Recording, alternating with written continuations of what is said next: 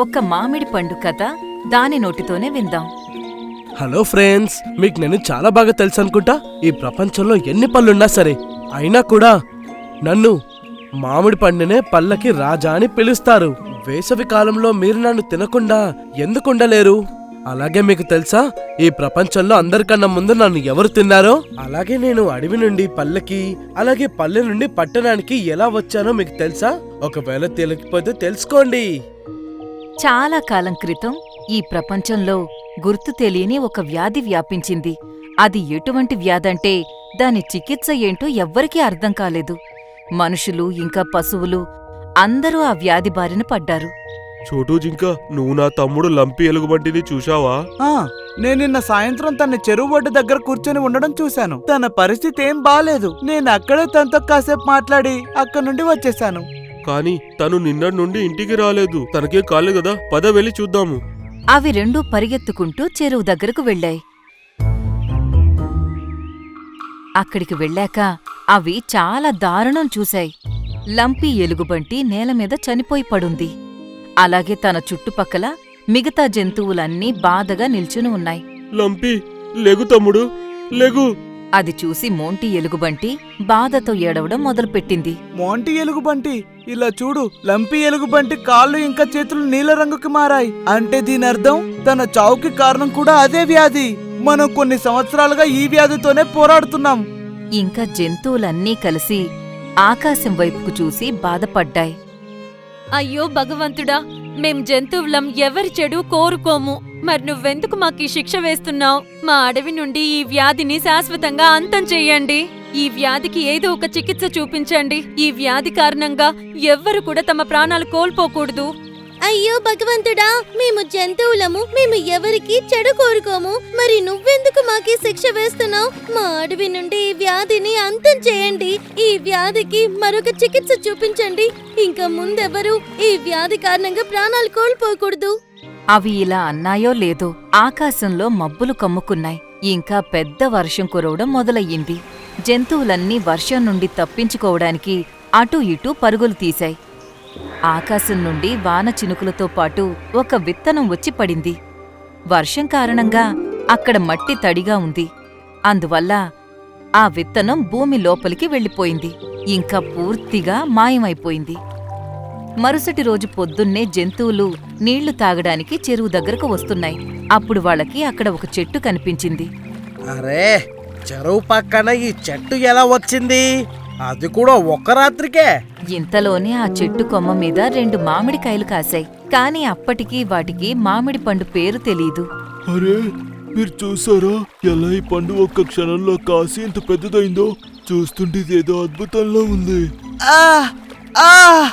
చాలా నొప్పిగా ఉంది.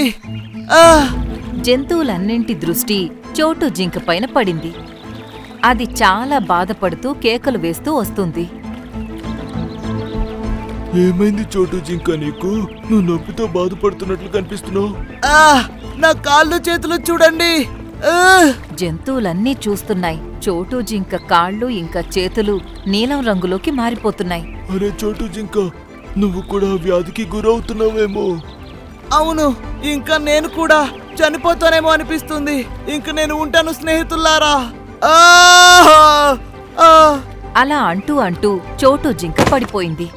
ఇంకా గట్టిగా ఊపిరి తీసుకోవడం మొదలుపెట్టింది. అయ్యో దేవుడా, మేము చోటు జింకని ఇటువంటి పరిస్థితిలో చూడలేకపోతున్నాము. మాకు సాయం చెయ్యండి. అప్పుడే వాళ్ళకి ఒక శబ్దం వినిపించింది. ప్రియమైన జంతువులు, మీ మాటలు దేవుడు నిన్ననే విన్నాడు.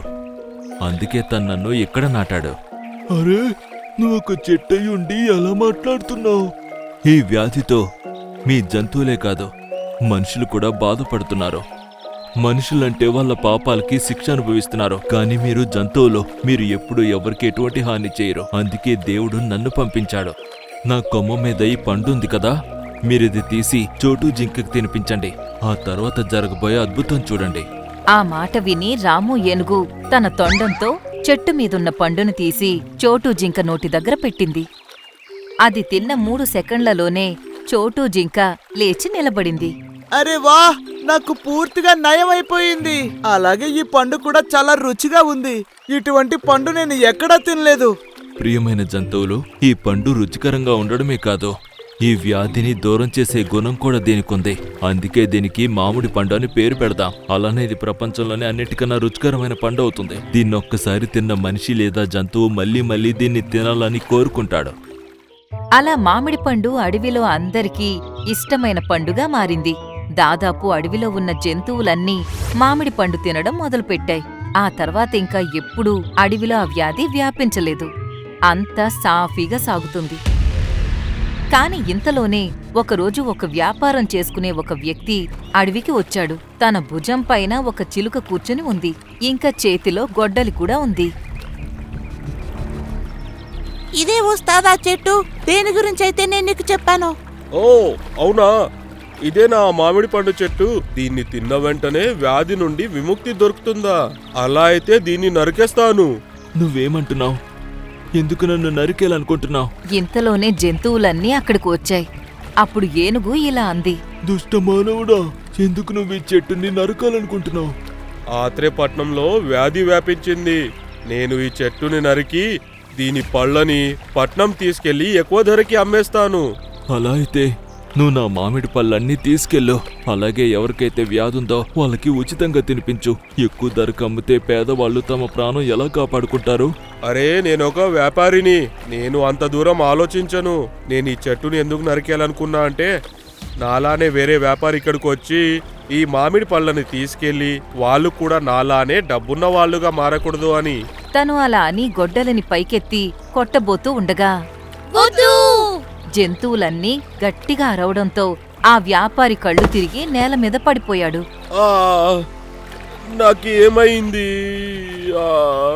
ఉస్తాద్, లేవండి ఉస్తాద్. ఏమైంది మీకు? మీ కాళ్ళు చేతులు నీల రంగులకు మారుతున్నాయి.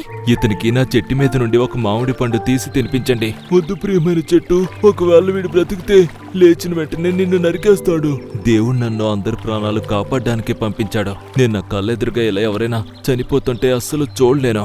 మీరు ముందు తన్ని కాపాడండి. ఆ తర్వాత తను ఏం చేయాలనుకుంటాడో అది తన ఇష్టం. అప్పుడు ఏనుగుకి ఇష్టం లేకపోయినా ఒక మామిడి పండును తీసి తన మీద వేసింది. ఆ వ్యాపారి మామిడి పండును తిన్న వెంటనే తనకి నయం అయింది. తను లేచి నిల్చున్నాడు. మీకు చాలా కృతజ్ఞతలు చెట్టు ఇంకా జంతువులు. నేను చేసిన పనికి సిగ్గుగా ఉంది. ఏ చెట్టునైతే నేను నరకాలి అనుకున్నానో అదే నా ప్రాణాలు కాపాడింది. మీరందరూ నన్ను క్షమించండి. నేను ఇప్పుడే ఇక్కడ నుండి వెళ్ళిపోతాను. లేదు, నువ్వు ఊరికే ఇక్కడి నుండి వెళ్ళలేవు. నువ్వు బ్రతికావు, కానీ మిగతా ప్రజల్ని ఈ వ్యాధి నుండి ఎలా కాపాడతావు? నువ్వు నా చెట్టు మీద నుండి మామిడి పళ్ళు తీసుకెళ్ళు. వ్యాధితో బాధపడుతున్న వాళ్ళకి ఇవి తినిపించిన తర్వాత వీటి విత్తనం భూమిలో నాటిన మరుసటి రోజు ఒక చెట్టు వస్తుంది. ఇలా ప్రతి ఊర్లో ప్రతి పట్టణంలో మామిడి చెట్లుంటాయి. అలాగే వ్యాధి అంతమవుతుంది. ఆ మాట విని ఆ వ్యాపారి చెట్టు మీద నుండి కొన్ని మామిడి పళ్ళు తీసుకుని అక్కడి నుండి వెళ్ళిపోయాడు. అలా ఆ వ్యాపారి నన్ను పట్నానికి తీసుకొచ్చాడు. నా విత్తనాలతో తను ఇంకా కొన్ని చెట్లు నాటాడు. అలా చేస్తూ చేస్తూ ఆ వ్యాధి ఈ ప్రపంచం నుండి మాయమైపోయింది. ఇంకా నేను పళ్ళకి రాజునయ్యాను. ఫ్రెండ్స్, మరి నా కథ మీకు ఎలా అనిపించింది? అది కామెంట్లో తప్పకుండా చెప్పండి. అలాగే మీకు కూడా నన్ను తినడం ఇష్టమే కదా? తప్పకుండా చెప్పండి.